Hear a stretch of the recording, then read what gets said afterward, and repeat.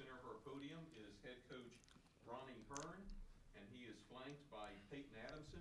Peyton is a junior guard from Rockwall, as well as Kiera Wright, who is a junior post from Pittsburgh. I want to start with just a couple brief notes. I know we don't like to single out people, but today we saw, I think, a special performance by Kiera as she topped 1,000 points for her career, and she also became the first female to score 30 points in a Lone Star Conference tournament game over the last 30 years. So congratulations on your performance. Coach, to start with, just your comments on the game in general. Well, I got to give credit to Incarnate Word because, you know, we had a, 15-point lead half, and I think they cut it to 4 or 5. And, you know, they're a well-coached team. They're a disciplined team. Seemed like there's just a lot of great kids with great attitudes on the Incarnate Word team. And, you know, we were very fortunate to beat them 3 times this year. And every time it was a battle. But I thought this was the best defensive job we've done against them in the 3 times we played them. A lot of that, of course, that goes to the players, but Coach Wilson, my assistant coach, just does a super job of preparing our team and our walkthroughs. And, you know, I'm just blessed to have these 2 young ladies and the other players on our team. And, you know, I'm just happy for my team. All right, Kiera, I know you don't like to do these interviews, but it's time now. Your line score says 10 of 16 from the field, 10 of 12 from the line, 20 rebounds, 30 points, and 7 steals. Now, you're going to say that your team helped you get the ball and stuff, but you had to convert on the other end. Talk about your game a little bit. Oh gosh, I had to.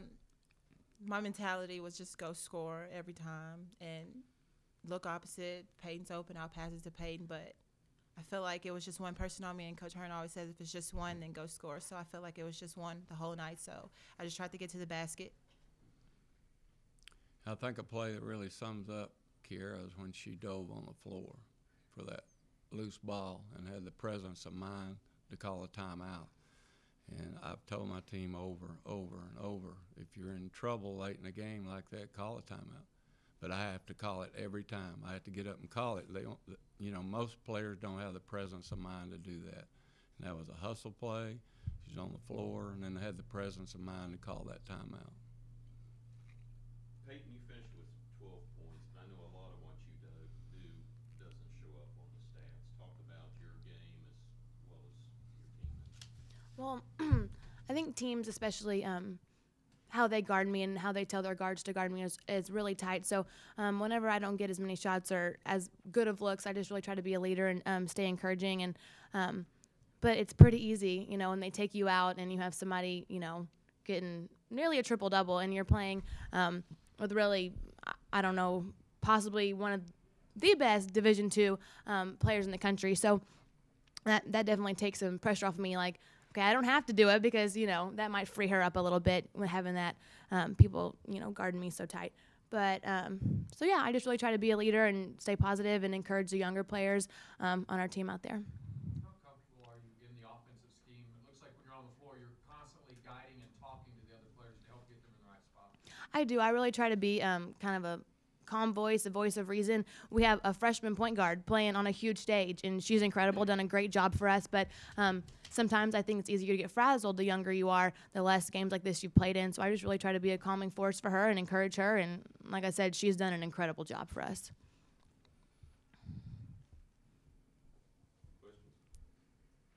Ronnie, talk a little bit about the setup. It's a little different format. Obviously, you just faced Incarnate Word. You played last year in the championship game. Tomorrow you're facing Midwestern. Talk about, you know, the road from here. Well, of course, Midwestern's really, you know, I shouldn't say this in front of my players, but the setup gives the number 1, 8, 7, and 2 seed a huge advantage because they get a day off and the rest of us don't. So that I don't like. Having men, women, you know, I don't mind playing after our men like we did today. You know, it kind of put us a little bit more on the stage. Maybe a few more people could get here, and you know, and I understand why we're doing that. But you know, we're going to have to use more players tomorrow. You know, we didn't use you know, I thought Erin Sims, she came in, did well. And Raven McGrath, a little freshman guard, really did well.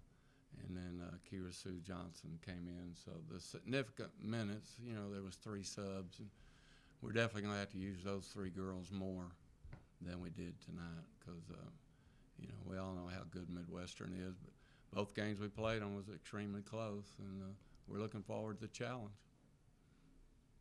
For either of the players, talking about those Midwestern games, obviously it's that overtime game in Wichita Falls, and then they came back on you down at your place. How much do you think you guys have gotten better since then? How, you know, sort of what do you think you guys are looking at for that next matchup? What are you kind of expecting to come out doing differently? I think we're very excited to get to play them again. In fact, we were just talking about it in the locker room. They're a great team. And so, you know, you want to play great teams this time of year, and they have beaten us twice, and that was a very emotional game down in Wichita Falls. 2 of our really great players went down with season-ending injuries, and so it kind of changed the dynamics and the chemistry of our team a little bit. But we are very excited for the chance to get to play them again. Great team, great weapons. I mean, very athletic team. And then their press really hurt us when they played us at our place. And so I think that, you know, we've worked on that since then. And so like I said, we're just really looking forward to the opportunity to get another crack at them. You're obviously focused on the game tomorrow and team stuff, but getting 1,000 points and for your career, 800 rebounds. When do you think those things will matter most to you? Maybe not right now. Probably when I'm done playing basketball. You don't think No. about that? Yeah, You got No. grandkids. Yeah, or when I'm older. Not right now. That's it. It doesn't go to her head, I promise you. You know, I know when she get player of the week and things like that, I'd talk to her and said, you don't have to worry about that. It's not going to go to my head. And it doesn't. Kiara's very humble. Thank you.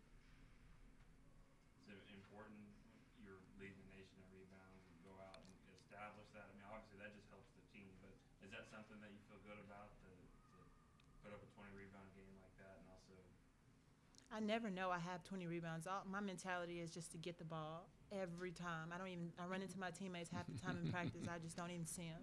I just try to get the ball every time. So I never know how many rebounds I have ever until after the game.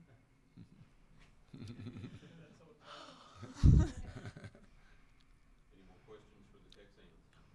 Coach, just your thoughts on what Kiara and, you know, Peyton, after losing Shanae and Carly for the season, talk about, you know, those returning players that have stepped up and really helped carry this team. Well, Nathan, like Peyton said, it was a big blow to our team emotionally. Shanae Lawrence was team captain.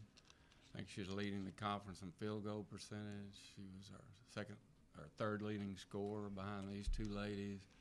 You know, just a tremendous player. She goes down 7 minutes into the game. You know, that's a big emotional blow.